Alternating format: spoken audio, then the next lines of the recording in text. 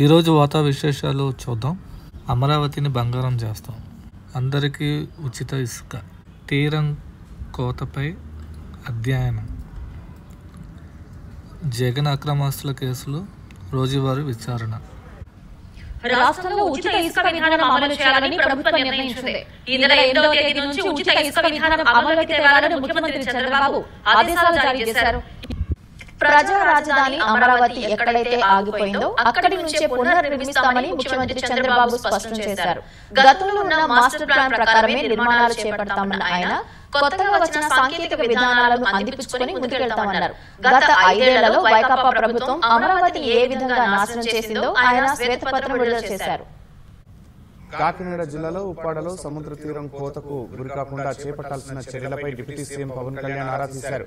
ఉప్పాడ తీరంలో పర్యటించిన ఆయన ఎర్త్ సైన్స్ విభాగ అధికారులు, ఓషియనోగ్రఫీ నిపుణులను అడిగి సమాచారం తెలుసుకున్నారు.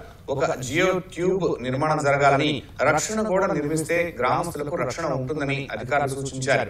అనంతరం వాకతిప్పలోని సూరయ్య చెరువును పరిశీలించిన పవన్ తాగునీటి వసతులపై గ్రామస్తులను అడిగి వివరాలు తెలుసుకున్నారు. ఇదండి ఇవాళ న్యూస్.